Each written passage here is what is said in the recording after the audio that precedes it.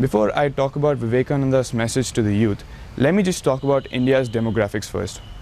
India happens to be the second most populous country in the world, with 30% of its population under the age of 35, which means we have 35% of India's population, which roughly comes up to 300 million who are completely capable physically, mentally, intellectually and psychologically to take on the development and progress of this country all by themselves. But unfortunately, that is not the situation today. So let me talk about Vivekananda now. Vivekananda had immense trust and faith in the youth of our country. Let me tell you why. Because Vivekananda thought that spirituality and also positivity need a strong body and a strong mind to be inhabited in.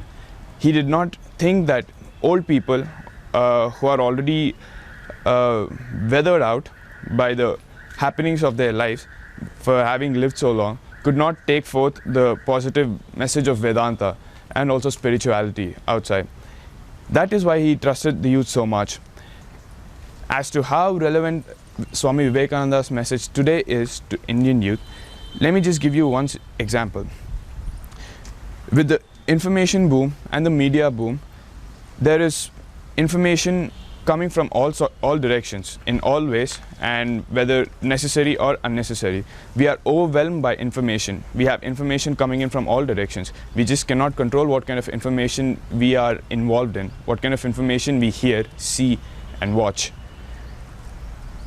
In this context, it's very easy for a youthful person to get carried away, because he might trust his high energies on subjects and matters that are really not productive for him. He might easily slip into the negative path and become a liability more than an asset, which the country desperately needs him to be. So Vivekananda has asked the youth to not just be positive, but also spread positivity to others. I'm sure you all know all of his sayings, most of his sayings at least: to arise, awake and stop not until your goal is reached. Until your goal is reached. A simple explanation to this would be that if you're awake and if you're aroused in the meaning that Swami Vivekananda meant, you would discover abilities inside you that you did not know existed before, and you would probably help someone else around you to discover themselves properly. And that, in a macro level, one person helping out people near him, and the people that he helped out helping other people out, would spread as a wildfire, and that would ultimately help in nation's development. I believe that Swami Vivekananda's message, although given 100 years ago, stands very true in this time. Let me wind this up by just giving you an outline of two of Swami Vivekananda's most valuable suggestions, which I feel was for the Indian youth. Number one is the saying, arise, awake and stop not till your goal is reached. Although it's very simple to understand, it's really difficult to follow, and that itself makes every unbelievable thing possible, makes unbelievable believable and makes impossible possible.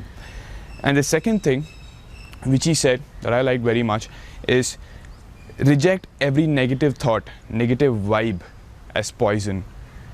Reject everything that is not good for you as poison and nothing less. And this is also very true to the present scenario, because we have negative thoughts spreading from every direction, trying to engulf the population, the youth especially, and try to get into their heads. I think these two are the most important contributions Vivekananda has made to the present day, to the youth of India. I thank you for giving me this opportunity.